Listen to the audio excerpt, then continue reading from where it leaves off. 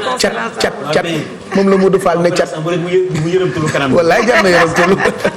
conférence amul mais on a les 5 minutes de Pape Anne juste après journal 20h bi donc ñu ngi gërëm bu baax docteur Kani Touré Kairé moom nag spécialiste la en santé publique ak lépp lu jëm ci wàllu économie de la santé di liggéey foofee ca France ñu ngi ko ndokkeel boobu ba tey mu ngi sensibiliser ci internet bi donc ñun itam on s'est dit pourquoi pas ñu invité ko en visio ci télévision Futur Média xam naa ci yeneen i jotaay daanu ko woowaat ak yeneen i borom xam-xam yoo xamee ni ña nga foofee ca France te fekk baax fii ci Sénégal il faut rappeler que récalcitrants yi ak ñu dëgër bopp ñi du Sénégal kot boo demee France am nay français yu dëgër bopp lu ñu leen confinement am na ci ñoo xam ne tooguñu ba ñu ngi leen di tegi amende boo demee Amérique am na ci ñoo xamee ne yemuñu rek ci ñàkk koo respecté dañuy marché ka manifester ne ànduñu benn yoon ci confinement ak ñoom seen donc loolu defe naa dafa di yëfi doomu aadama pour ñu éviter xaste yeeg ñoom seen buñ dee wax ndax àddina léegi dafa xaw a bëri faux sachant ak faux expert waaye nanu góorgóorlu rek xeex moom ibbi ci ay front yu bëri dafa baaxul mënoo xeex ak njaago yi xeex ak bafana yi xeex ak anglais yi xeex ak pël fuuta yi fi mu ne benn xeex rek la muy fexe ba lii bañ law ci Sénégal parce que loolu mooy réalité bi en fait nous on a tendance à ci lu ne dañ ciy dugg ci internet yi ak télé yi alors que y a une chose qui est tellement importante muy xeex ba éviter lawuk li nga xamante ni moo di Covid-19. Par exemple on fera le maximum di takk ay masque ci plateau bi xam naa dina metti waaye malheureusement à l'impossible nul n'est tenu bu dee dañoo bëgg dund lañ daan dund am liberté et tout ça nañu góorgóorlu ba respecter mesures yi et comme ni ko docteur bi waxee noonu laa ko waxee sànq ak Fatou Kiné Deme mu ne ma affaire bi nekkatul xeexu gouvernement affaire bi nekkatul xeexu ministre affaire bi nekkatul xeexu ministère de la santé et de l'action sociale mais ñun askan wi ñoo war a góorgóorlu ba respecter mesures yi. askan bi Pape Cheikh dañu war a góorgóorlu respecter mesures yi. Amadou Mbaye Garmi moom sànq ba léegi Amadou Mbaye Garmi. mi ngi yor masque am mais demain moom on sera tous masqués. ci plateau bi waaw. mais Fati. waaw xeetu noyyi bi. xeetu nooyi bi tam war nañ ci wax. oui dina métti moom laa wax léegi dina métti mais ñi koy defar. nanu obligé. nay xaw a oyof. bàyyi xel bu dëllee. dëll bi nooyi bi day métti vas-y Fati ak àggalil waaw. sol masque bi Pape Cheikh. respecter itam distanciation sociale yaakaar naa ni moom moo am ci plateau bi. docteur Massamba Gueye dama koy dégg muy wax ne geste barrière tekki ko ci wolof day gaaw ndax ñàkk sa bopp la. donc boo ñagee sa bopp di nga ñàkk ñi ngay jëflanteel. donc ku ci nekk si ñun bu fexee ba ñàkk boppam. mën naa ñàkk ñi muy jëflanteel ndax xam nga bu ñu demee Pape Cheikh ba ni cas issu de la transmission communautaire mi toog a tàmbali Pape Cheikh dañu doon dégg cas contact cas importé ñu xëy rek ñu dugal ñu ci cas issu de la transmission communautaire télévision Futurs Médias daal di interroger ku ñu naan professeur Daouda Ndiaye mu ne ñu nag loolu moom mooy virus banque suñu biir am ñoo xam ne nag comme dañu saf xorom ñu ne virus bi day doxantu en mode freestyle donc mi ngi ci biir waaw cas communautaire mi ngi ci biir di def lu mu ko neexee donc tey fépp Dieynaba mu ngi koy wax mu ngi Parcelles Assainies mu ngi Wakam mu ngi Médina mu ngi Thiès mu ngi Tivaouane mu ngi Touba mu ngi Mbacké Abdoulaye Diouf Sarr bi muy wax naan am nañ 30 cas communautaires yàggul dara ministre de la santé cas yi commencé Pape Cheikh mu ñu naan tey ñu ngi ci ñaata ñu naan 69 66 la dernière fois ñu ngi commencé woon ci 30 35 donc Pape Cheikh tollu nañ foo xamante ne si Sénégal egg na ci baax des 500 romb na ko ci lu gaaw a gaaw 600 ñu dem ba mu jàgg beneen affaire muy bu ñu def taxaw seetlu muy ñi wér ñoom ñoo ëppoon ñi nekk ci hôpitaux yi tey ñi nekk ci hôpitaux yi ñoo ëpp ñu wér personnel médical bi ñu ngi infecté pourquoi parce que tout simplement am na ñoo xam ne ni ko sànq docteur Touré doon wax dañuy yor di faj te amuñu jumtukaay am na kenn démb benn médecin bu ma woo mi ngi ci frontière bi dox la noor mu naan dimbali leen ñu toog parce que ñi nga xam ne Pape Cheikh dañoo génn di jaar ci porox ndoll yi léeg-léeg bu ñu demee comme kaawu Nioro bi ci fa ñëw Daaru Salaam jóge Touba ñëw ci marché bi kooku Pape Cheikh dafa jékki-jékki rek am lu mu yëg bi mu demee hôpital dañu mujj confiné ñëpp parce que fi muy jaar yëpp xam nga ci loolu am na benn kalante bu ma xam nga ñun Sénégal dañoo kalante doomu bàjjan ak doomu nijaay fii ak Mbàkke commerçant bi jóge ci dëkk jóge Touba yóbbu feebar bi Tivaouane ba am na ñu ne sax xam naa waa ji Mbàkke si la war a mooy tooñante bi ñuy tooñante rek kalante bi ça m'a tellement fait rigoler il faut prendre souvent les choses du bon côté mais soyons sérieux ci prévention bi tamit retourné waat te boo demee Mbàkke si la tudd ci waroon toog ndax ay doomi bàjjan ak doomi nijaay la ñu wax diggante Mbàkke si moom naka la mën a jëlee feebar bi Touba yóbbu ko moom it Tivaouane donc xam naa Mbàkke si la tudd rek ci li nga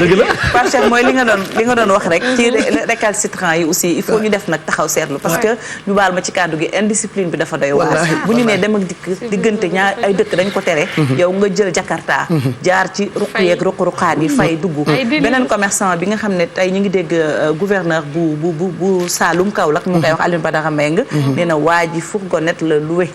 jëlee ko ba Touba yóbbu ko ci Daaru Salaam di jaay ay lujum kooku cas communautaire la tey bu ñu demee ba confiné dëkk boobu di Daaru Salaam ba pare confiné waat beneen dëkk boo xam ne muy cekkeen bi waa ji dëkk dañ leen mujjee confiné kenn du dugg kenn du génn parce que xamuñu waaw dañu loolu la ba pare ñu ne xam nga tey foofu yëpp ñooro yëpp kenn xamul fan la jaar kenn xamul fan la dugg ba dem nañu ba benn dëkk boo xam ne ñi ngi ñoom ci dans le Ndoukoumane ñi ngi ci ñoom ñi ngi ci Kaffrine mais ñoom nee nañu seen dëkk dafa frontalier ak fi waa ji dëkk Saalum Saalum yi nga xam ni heure bi bu ñu ndoguwaan balaa ñuy xëdd dañuy ngoyaan ñoom Ndey Juuf ba fajar xëdd julli dem tëddi nelaw ba tàkkusaan hay tàkkusaan jot na di daal di julli noonu lañ koy jàppe waaye xoola lii rek donc yooyu muy ay mbir yoo xam ne itam je crois Omar Youm bu ñëwee fii war nañ fi wax nguur gi yan matukaay la jël ci récalcitrant yooyu parce que ñoom dañuy def indi jafe-jafe boo xam ne du ñu xam sax fan la dafay jéggi dayo donc muy ay mbir yoo xam ne fi mu ne nii Pape Cheikh jot na nag ñu gën a góorgóorlu ci taxawaay bi gën a góorgóorlu ci naka la ñu ñage suñu bopp ñag askan bi ndax itam gone yaa ngi ci biir mag ñaa ngi ci biir mag ñi sonal na leen tout tànk Pape Cheikh xam nga boo ko isolé duñ ko sonal parce que xale mënul toog benn place donc xale bu ñu demee ba quarantaine la doo nekk ak kenn xam nga kooku indil nga ko musiba mbaa ba ku mar voilà donc muy ay mbir yoo xam ne faaw ñu bàyyi ci xel benn mbir bu bëgg yokk ci partie bi mu wax c'est important mais xam nga boo seetloo début bi dañ doon dem ci 100 tests nga gis ne que ñi ngi doon am ay 10 cas mais instant yi bu ñu doon def par exemple tests yu nga xamante ne des tests massifs comme ni ñu koy defee ci dëkk yu bëri da ngay gis ne que ay 600 jàpp 700 cas la ñu nar a am comme tey oui parce que échantillon bi ñuy jël pour tester échantillon bi bariwul boo seetloo depuis ñu commencé di jël 400 nit di leen tester wala di jël 700 ci ngay gis ne que nit yi ñu ngi gën a bari donc tey supposons que ñu jël par exemple 2000 3000 personnes dafa leen test tey di nga gis ay chiffres yu mais loolu jeene ba man maa ngi dégg professeur Moussa Seydi bi mu demee Tamba ku nekk xam na liggéey bu rafet bi muy def ak personnel médical bi yëpp mi ngi naan moom nga def test xam ñi nga am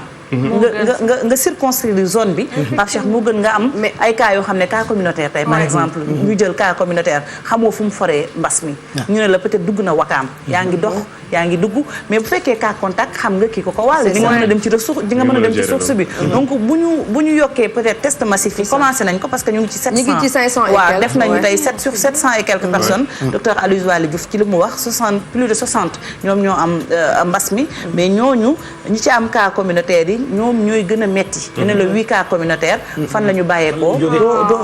doo ko xam ngay commencé di wër donc muy ay mbir yoo xam ne faaw Pape Cheikh ñu ci gën a bàyyi et si ça continue ça m'étonnerait que le 4 lay jàngi ça va être compliqué dañuy tere ñu continuer suñu vie normale moo tax waaw très rapidement minuit 17 ci test yi rek li ñu ciy wax comme ce qui se passe dans tous les pays plus de tests plus de cas mais li gën a am solo loo ciy wax dina xam nga maîtriser ñu xam fi ñu féete loolu rek la moo tax ñu ci bari di jël option boobu ne dañuy bëgg a def test yu de maximum de tests pour mën a am xam fan la ñu toll pour mën a maîtriser li nga xamante ne mooy doomu jàngoro et puis dégg naa mag ñi naan Ndiaga Mbaye sax wax na ko daw ku wéra di bul ko daw ba mu xam ko mën naa yokk la ko metti baatu quarantaine baatu beddi baatu naka la ñu ko tuddee confinement ay baat la yoo xamante ni il a fallu ko feebar bi am ñu commencé di ko dégg man des fois j'ai l'impression que dañuy bàyyi ba tubaab yi wax ñun ñu doog a jël seen ay kaddu alors que am na ci yoo xamante ni méngoowul peut-être ak suñu ay réalité peut-être distanciation sociale j'ai parlé ak suma benn mag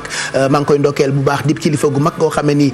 nee na ma distanciation physique la ñu war a wax xanaa ndax bu dee distanciation sociale moom méngoowul peut-être ak suñu ay réalité baatu mesure barrière ci bi ko français yi commencé wax laa dégg Sénégal di ko wax donc c'est des termes yoo xamante ni geste barrière baax na itam borom xam-xam yi di ñu dimbali parce que comme on dit souvent Sénégal du Dakar kese am na ci ay dëkk yoo xamee ni samay maam ak samay bàjjana nga fa dégguñu tubaab xamuñu yenn termes yi donc baax na borom xam-xam yi di ñu dimbali bu ñu toogee ci jotaay yi ñuy wax yenn baat yi ci nu mu gënee yomb donte li professeur Massamba Gueye wax dëgg la am na baat yoo xam ne dina jafe pour ñu tekki ko ci wolof waaye tey di ngeen xam importance suk ministère de la santé surtout ñi nga xam ne ñooy yëngu ci wàllu action sociale importance bi ki ko nar a wone mooy docteur Aram Top Sen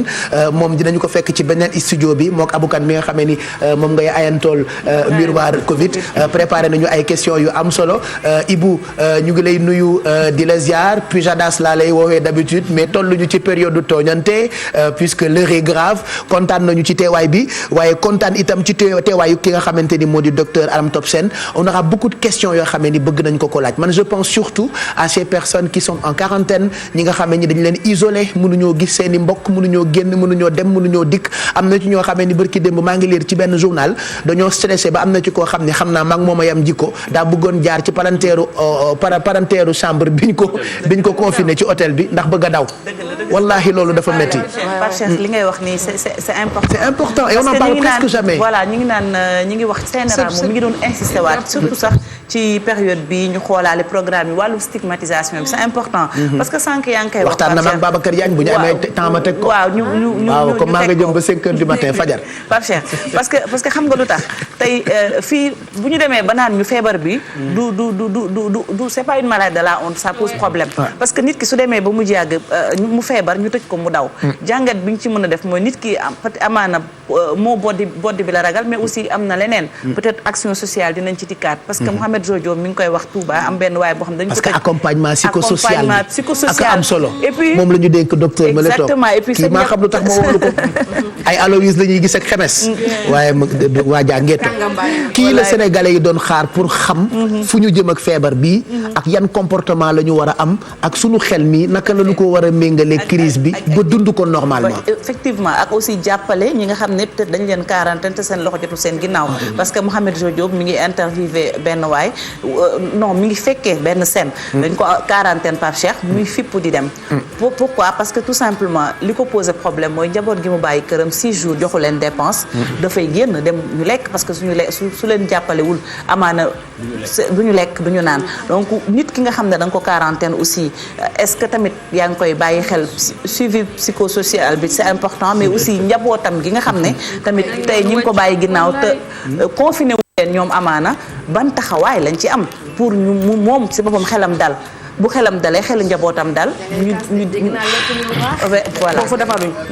teew ñuy nataal dinañ dem léegi nii ci beneen studio bi mais defe naa nuyoo lay doon ñu doog a ñëw ak waxtaan wi ci nu mu gënee yaatu